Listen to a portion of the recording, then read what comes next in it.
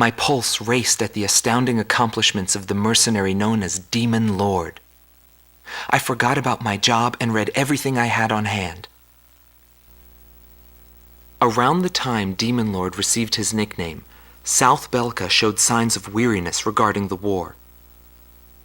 Because the region was set up as a defense line to protect the birthplace of Belka in the north, the people's dissatisfaction had reached a climax. The cities declared themselves demilitarized and peacefully surrendered to the Allied forces. Unable to establish a defensive position, the Belkan army kept retreating to the north. The end of the war was fast approaching. I was given an opportunity to interview the former aces of the Belkan Air Force. Back then, they were the masters of the sky, and they had also known him. So I crossed the border to follow his trail. I wanted to capture the war and the Demon Lord from their point of view, to capture the voices of those who were there.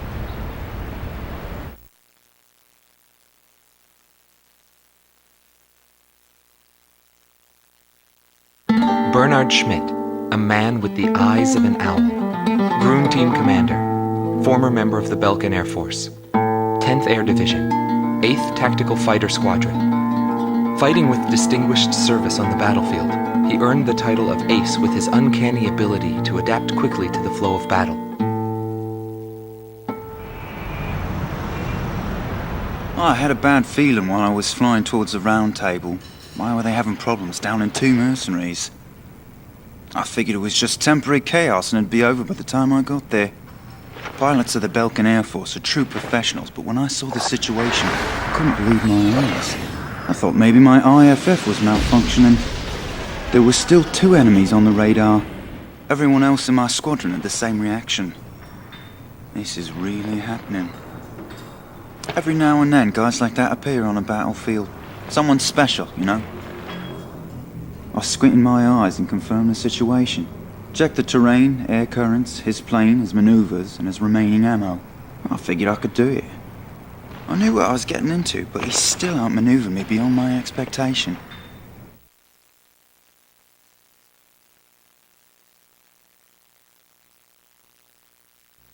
Gelb Team is number 2, former member of the Belkan Air Force. 5th Air Division, 23rd Tactical Fighter Squadron. Rainer Altman. He flew the skies of Directus during the capital's liberation, and he's still there to this day. I met him above this very sky. I can still hear the sound of the missile alerts from that day. I received an order to fly to Directus on my way back from an intercept mission on the southern defense line. The order itself wasn't unusual. We kept being deployed from one mission to the next without receiving even the basic maintenance. But the situation was the same all around. We were late reaching the operational space. The station squadrons had already retreated, and warning bells were going off in the city. And the people were looking up to his plane, high above the sky. It felt like he could see right through me. He was always one step ahead of me. He matched every combat maneuver I made until I used up every trick in the book.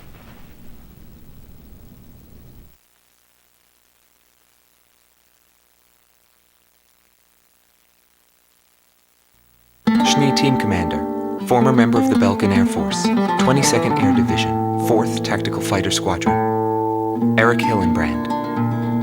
He never had great ambitions. All he ever hoped for was to make a living as a regular pilot. Today he works as a flight instructor for civilian pilots. The instant he shot me, I pulled the lever.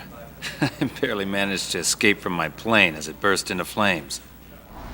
After drifting from the blast, I landed below the round table. It was a wide-open, barren wasteland.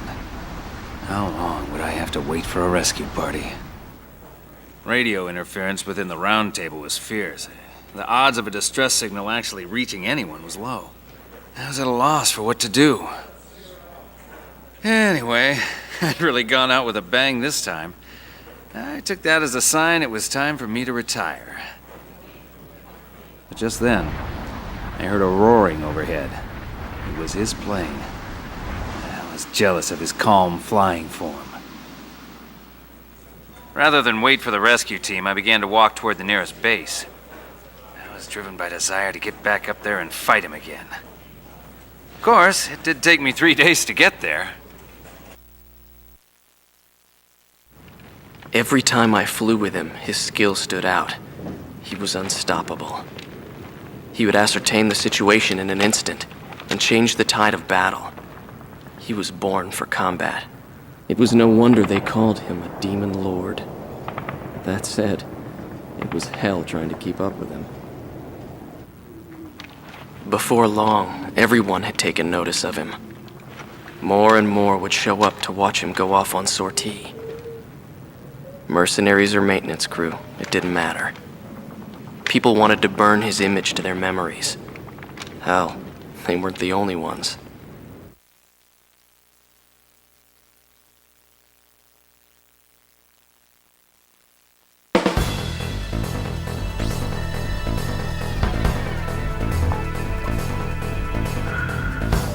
The Belkan forces are beginning to take flight.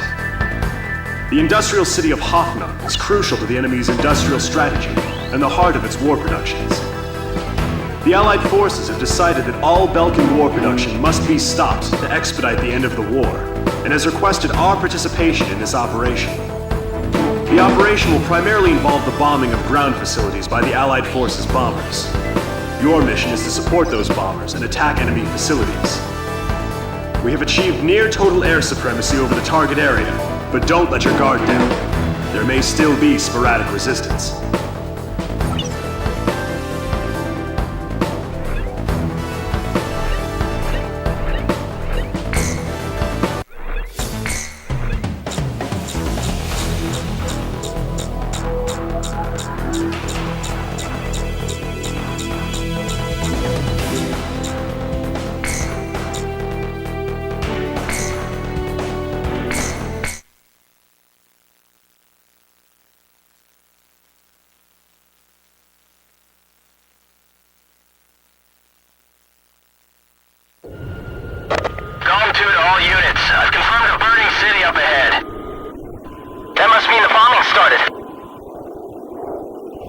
Cover the Allied bombers. Eliminate all ground and aerial threats.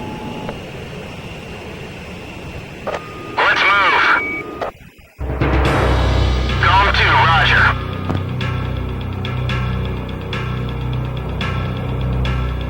To all bombers, remove Belka's ability to counterattack.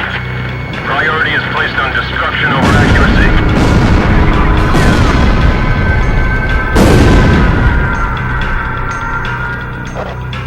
Bombing sequence. Drop them all. Turn it to ashes. That's not enough. Drop more bombs. I thought they were on a precision bombing mission. They're just tossing bombs all over the place. AA guns destroyed.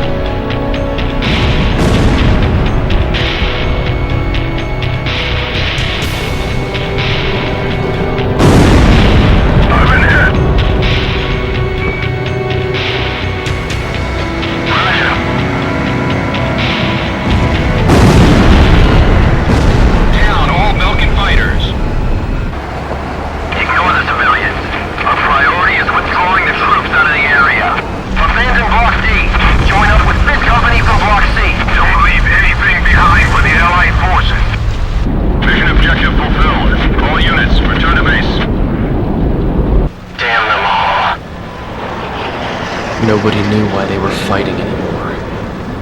All I felt at that point was sadness for the world. That's why I...